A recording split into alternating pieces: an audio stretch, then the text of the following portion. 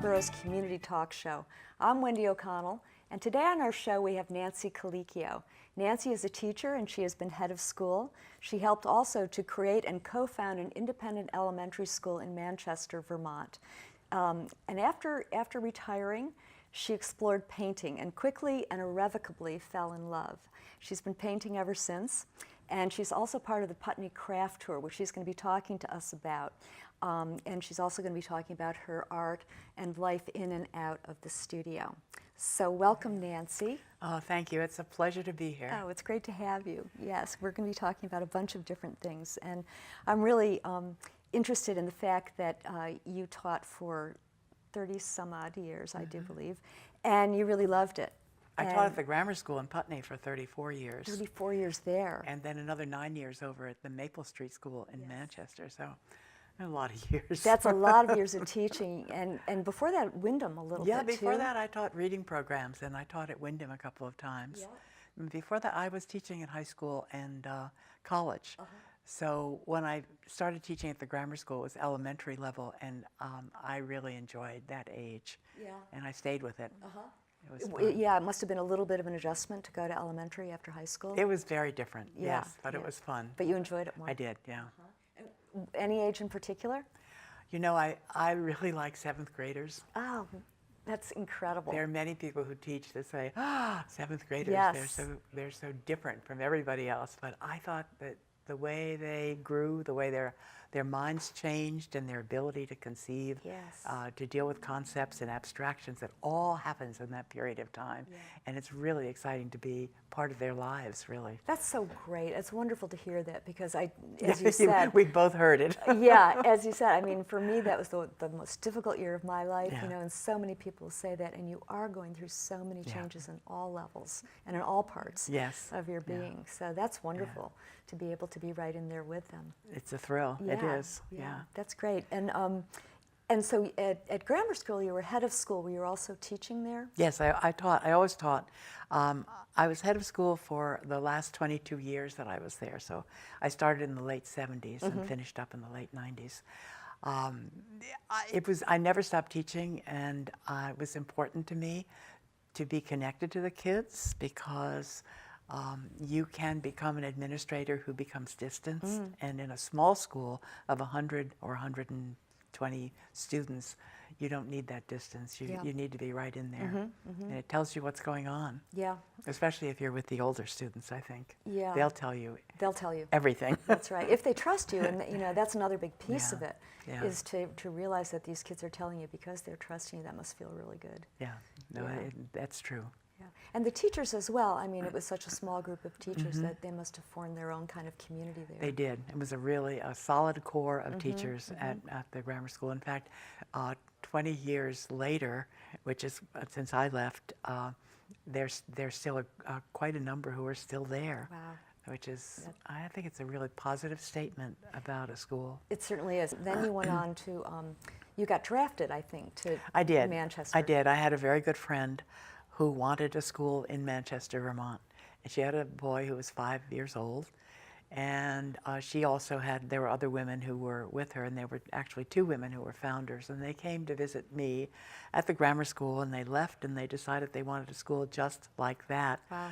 Well, the grammar school had been in operation for 40 years, and I don't think any of us really had an idea what it would be like to start a school. But it was a lot of fun, a lot of time, a lot of thought and time and work, but such an opportunity to create something from nothing, to create a school, to create an educational program, to hire the teachers, to implement that program, and we raised money to build a building. So I also had the opportunity to design the school building around the program. And how many people have that opportunity? That's so unique. And it's thriving today, which gives me great pleasure. I love to go over there. That's wonderful. Well, yeah. So that was quite a little job you had going on. So you went from fundraising to designing to working with the builders as well. Yes. And designing the building around a curriculum that you had to create too. And then hiring teachers. Yes. It sounds like you had kind of an unusual way of hiring people as well, your hiring process. I did a lot of hiring. Yeah. And I thought I thought it was really important to hire the person. Anybody can learn techniques of teaching, but the person is really important. It has to be someone, in my opinion, who has a lot to offer children. And so that was really fun to be engaged in the hiring. And I always involved other people, so I wasn't hiring alone. It was a chance to really listen to someone and hear who they were. Yeah. So it was great. And the kinds of questions that you asked The as kinds well of questions. were interesting. I did ask Yes. cultural questions. I did. The last theater, last play they saw in a theater, the last time they went to a museum, who's their favorite artist? Which classical composer would they favor if they had to pick only one? What book was the last book they read? So to me, I was looking for a rich cultural background. Yes. And it's true, in our Western civilization culture, there's no question that was the package. I think that's a wonderful way to go about it. It's very unique, I think. Teaching allowed me to be a learner. And I remember when I stepped into the grammar school, I stepped into a program that was there, and it was medieval history focused on Great Britain. And I learned about the Saxons, the Angles, and the Jutes. What did I know about any of that? I knew nothing.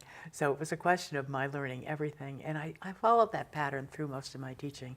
So particularly in history and literature, it was an exploration for me. I found ways to use the internet with the students and make them really searchers, searching for knowledge, searching for information, and tried to give them the structure in which they could understand the data that they were collecting. And it seems to me that one of the things that when you talk about teaching is that you really like to create an environment for learning.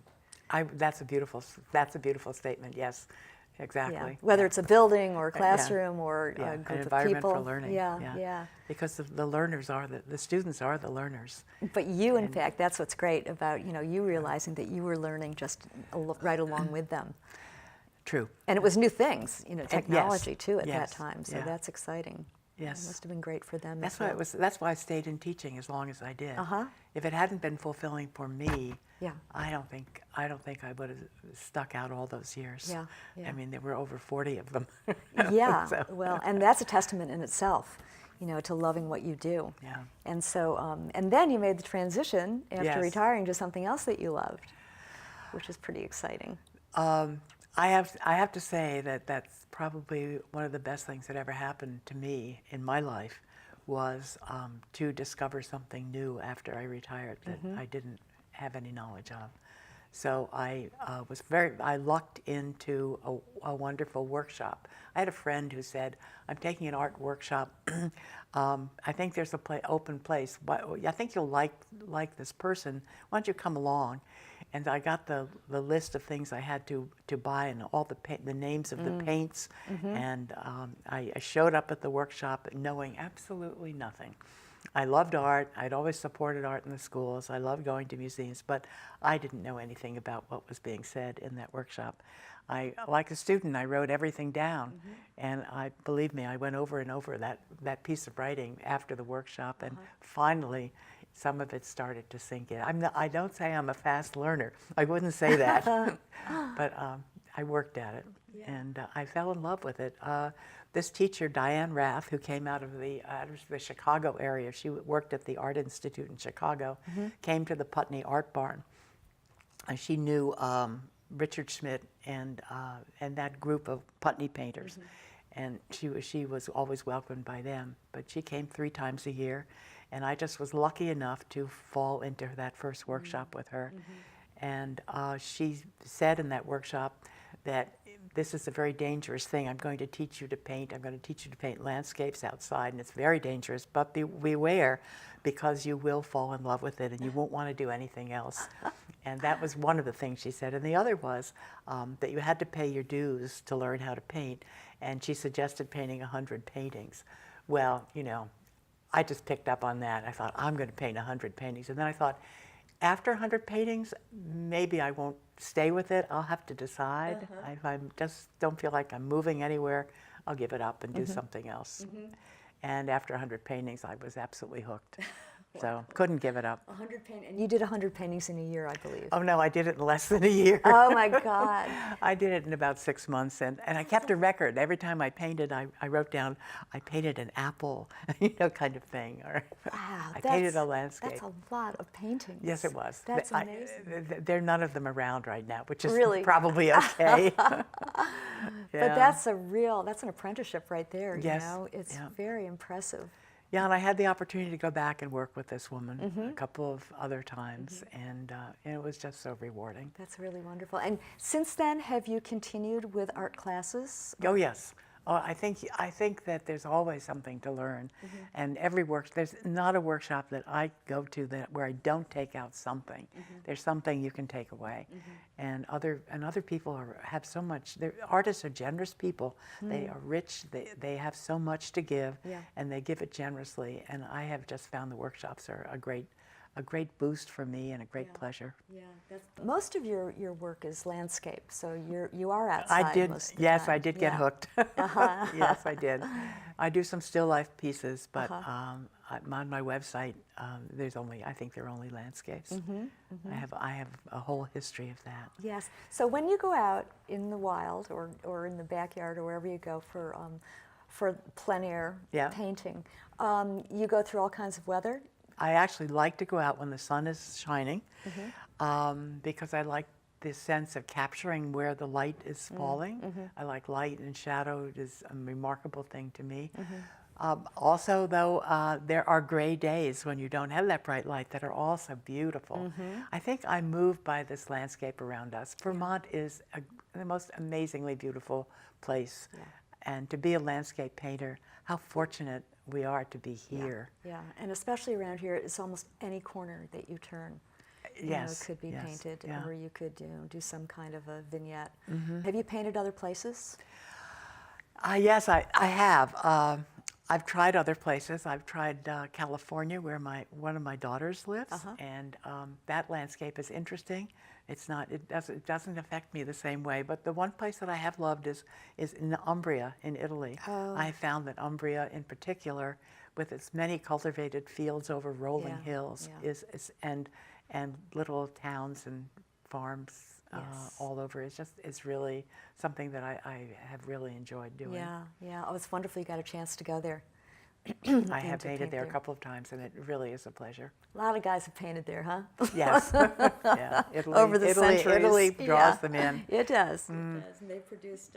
But one of the things that I discovered, to stay with the art just for a minute, was that I realized at some point that I was in a tradition of Vermont landscape painters, and that was exciting to me. Some wonderful painters in the past have painted here, and their work. I'm thinking of Alden Bryan up in the Jeffersonville area, and a fellow named Besson Grant, who painted in the Manchester area. And if you go on the internet and you look for Vermont landscape artists of the past, it's the treasure trove. And they all were inspired the way I get inspired. So the connection is just exciting. Yeah, it is. It is. It's wonderful to be part of that kind of a tradition. Yes, and I do feel that. Yeah. It's rich. And also looking at one of their paintings, trying to look through their eyes, what they saw. Right. And you can learn a lot just by doing that alone. Oh, exactly. Yeah. And one of the things I also do, I copy other people's paintings. I think it's better if you copy someone's work when they're not alive and working themselves. Right. But I think, but copying will tell you how they did it. Yes. And there's a learning experience in that. And That's right. I don't ever copy without also writing down what I learned. So it's a kind of a ritual for me, just to be respectful of the artist. Oh, that's nice. That's very generous as well. Well, I bet it would be interesting to go back and read those things, and to see what it was that you gleaned from different people. I do. Yeah, I do. Yeah. Interesting. I go back and read workshop notes. Yeah. Well, it's ongoing, right? Yes. I mean, once you get started. Yeah. And you're mostly working in oils? I do work. I have tried I've tried pastels and acrylics and watercolor, but I just like ending up with landscapes. I've ended up with oils, and it's what I do. Yeah. And so you are this is not your first year of being, you've been on the craft tour for a number of years now. This will be my 9th year on the Putney Craft Tour. Yes. That was exciting to discover that the tour was would welcome a painter. Yes. And so they did in 2009. I joined the craft tour, and that was I have loved every bit of working with that group of people, and I have thoroughly enjoyed the tour itself. Well, there's such a fine line between craft and art now, you know? And I think people are seeing that more and more. I'm so glad that you said that, because I use the term artist and artisan interchangeably now. And 10, 20 years ago, I don't think it would have been acceptable, and I probably wouldn't have done it. But I really feel that artists have a craft. I do. Yeah. I believe all the technique that you learn and everything you learn how to do is really craft, and it's a discipline.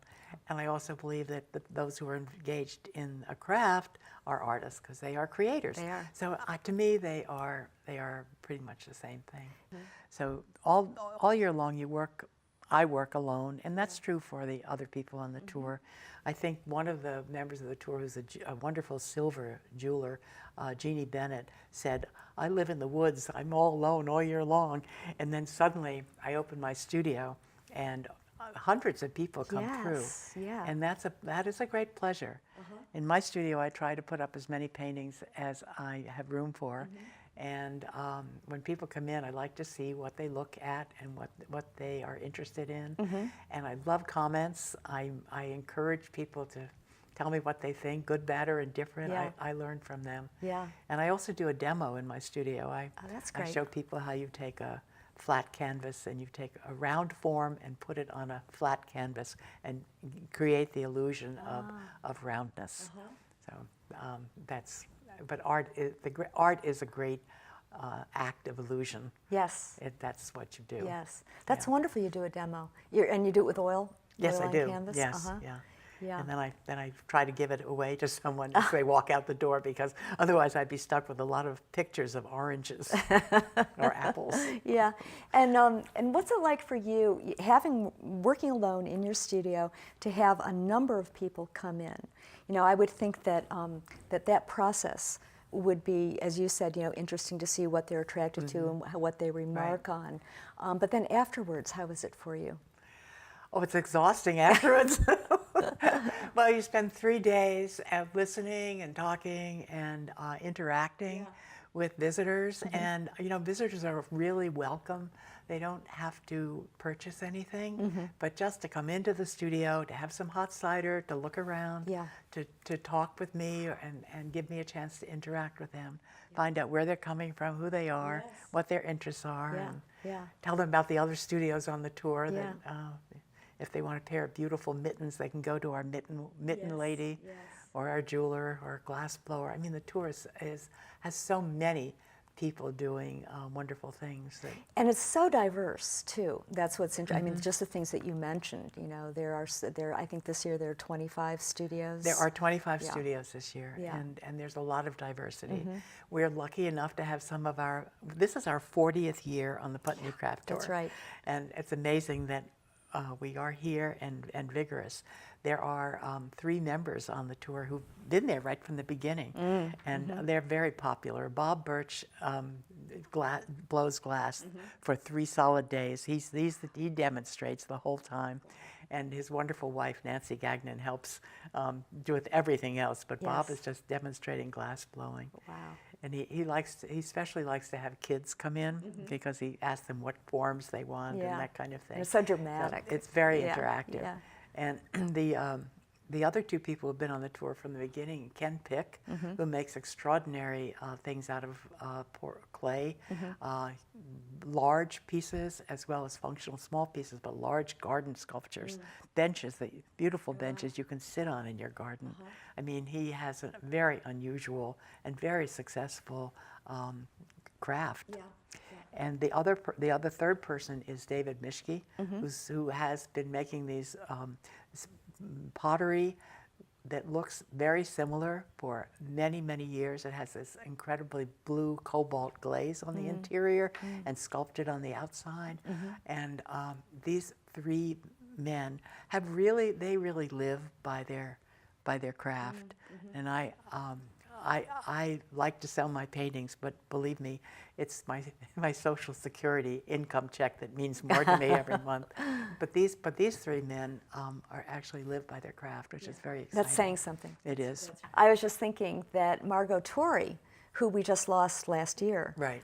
was one of the Right. prime Right. instigators of getting the tour going. She was. Yeah. She's a remarkable woman, and she was an educator. Oh, I didn't know that. Oh, yes. She and her husband were both teachers and educators.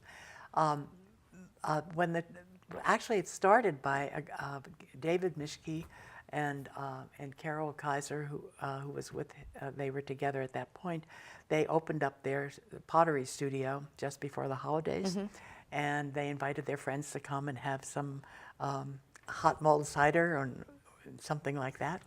And it was very popular. Yeah. And then they invited other people. They invited Ian Eddy, the blacksmith, Yes, to join them. right. And it just kind of built to the point where Margot saw the potential of this. And the first couple of craft tour moments were in early December, and they were actually held in this town hall in Putney. And in the fourth year of the tour, the idea of moving out to everybody's individual studios was developed, and that was really the beginning of the Putney Craft Tour and making it unique, because there are a lot of people who bring their crafts together. In fact, the Walpole group brings their crafts together in one place, and they sell them. And that's what it is. It's a sale. Yeah. But for the Putney Craft Tour coming into the studios, we hope it's educational. We hope that people who come in will see what we do and how we do it. Yeah. And if they leave with something, we hope they leave with just a little bit of our spirit. Oh, that's so sweet. There's that sense. Well, there's that sense of community as well. You know, it makes a big difference when you're welcoming people into your own private space, and I think that's one of the reasons why it is so popular. And you know, I was reading a little bit about it, and according to this is on your website, I think, as well. It supposedly is the oldest continuing craft tour in the country, which I love that. It's a little Barnum and Bailey, but we could say that. we can say that. There are many things we can get away with because we're just a little state. I do think it probably is the oldest in New England. It could be. I think, yeah. And the Vermont Chamber of Commerce has also named it one of the top 10 winter events. That's correct. Which is pretty great. And it's been a couple of years running that we've been one of the top 10 winter events. Yeah. So it's great that we get that recognition. Yeah, and as you say, you're getting people from all over. So I think that one of the reasons that it was decided to do it on Thanksgiving Day weekend is because people are coming from out of town to visit their families, and they have a weekend where they've eaten so much food that they need to get out and ramble a little bit, right? I think that's very true. Yeah. That is true. In fact, sometimes people show up in our studios from Wyoming, and you say, "Oh, how did you?" that they're visiting relatives. Yeah. But you know, a lot of people come in from the Connecticut, Massachusetts area, New York, and New Jersey, and upstate New York. The Boston area. We get a lot of people. Our advertising reaches that. Yeah. I think. But one of the nice things about the tour is it's 3 days, and on Friday and Saturday you get people from out of town, and on Sunday, most of the time your friends and neighbors come by. Oh, that's nice. And it is nice because people come in and they say, "Oh, I didn't know you had a studio like this." Oh, that's great. "I didn't know that you did that," and it's very nice. So we are connected locally. I think we are connected to the community. I think we want to be connected to the community. A number of years ago, perhaps about 4 or 5 years ago, we started working with the Putney Food Shelf. So in every single studio, we'll have some item that's designated the proceeds of the sale of which will go to the food shelf. Oh, that's great. So we walk into a studio and there will be an item that says basically food shelf. And we have probably raised almost $5,000 for the food shelf since we started. 1 year? It's been very consistent, and I think they appreciate it, which is which is nice. Yeah. But we also are connected to the community in a couple of different ways. One is that we have created a weekend destination. Yes. The Putney Craft Tour goes Friday, Saturday, and Sunday, and we've connected with Sandglass Theater. And this year, they will be doing a show that's the premiere opening of a show by Eric Bass's and Inez's daughter, Shoshana, yes. Thank you. Yes. And I think it's called In My Father's Glove. When I Put My Hand in Your Glove. When I Put My Yes. Hand in Your Glove, Yes. which is such a wonderful, isn't it wonderful? Wonderful title. Yeah. So yeah. that will be on. I think it's that's Friday and Saturday. Yes. And on Saturday only, the next stage will have a performance by the Stockwell brothers, who have repeatedly performed in Putney and yes. are very yes. popular. And they're opening for the Heartstring Band. The Heartstring yes. Band, right. Yeah, Thank so you. that's a double header. Yeah. Double header. So it's Putney becomes a destination. Yes. And the third aspect is that we are connected to bed and breakfast and to restaurants Yes. because they help sponsor the tour. So by their sponsorship, it allows us to do more advertising. Yeah. And they have more people coming in. And it really is a very celebratory weekend. Yeah, it is. And it's so collaborative. That's one thing. It's become more and more collaborative It over has. the years. Yeah. The idea that they're doing, they're billing it now, or they're advertising, the Putney Craft Tour is advertising as crafts, culinary, and performance, which I think is brilliant. You know, it's great because it is all of those things. And we've got the Gleanery and J.D. McClymonds and the Co-op and the Putney Diner and I think that's And the general everybody. store. And the general store, Right. the general store, and the Right. Co-op. Right. You know, so all of those things where you can get food and drink and, Right. and be merry. And also there's Basketville. Yes. Where the winery, the Putney Winery is. The Putney Winery is one of the members of our tour. Oh, are they? Oh, Yep, that's and great. they opened their factory, which is in the Basketville building. They opened their factory up for a tour if you want to see how Oh, they that's do what that's they a do. very cool thing. I believe, and I know that the Spinnery is also on the tour. The Spinnery will open up their wonderful back room with their 1850 machinery that cards wool and does all the things you do to wool, and it's a delight to be in there with those machines running. It is. And they don't open that they don't open that often. So this is a once a year kind of that's a opportunity. great stop along the way. And if you're on your way out to Westminster West, where a number of the studios actually are, there's the Hidden Springs Maple, also a major sponsor. That's right. And they have all kinds of wonderful grades of maple syrup. Yeah, they do, and they have a lot of local. I don't know about local things, but they have a lot of Vermont ware. The Four Columns in Newfane has been a sponsor for a couple of years, and they've been very helpful to us. That's wonderful. It's great. That's a lot of collaboration, and for so many to be represented on this tour is just really exciting. I think it's going to be a great year. Yep. So I encourage everybody to, at the end, we'll have the credits, and there will be a listing for the Putney Craft Tour site that you can check out. There are also brochures that are going to be available in many different areas. I think the starting place for the tour is the Gleanery, which is at the Tavern Building in town, the town of Putney. So, And at the Gleanery, if I may say, at the Gleanery, you can pick up a map. that's right. And do not be discouraged by the back roads. No, do not be discouraged by the back roads. We're used to them. If you can get in, you can get out. That's right. That's right. That's So- right. And there's always help available. And part too. of the pleasure of the tour is kind of wandering around and finding your way. They're beautiful. They're some of the most beautiful back roads in the country. I bet. That's for sure. And there's signage. There's And signage everywhere and yeah. someone to ask. Yeah.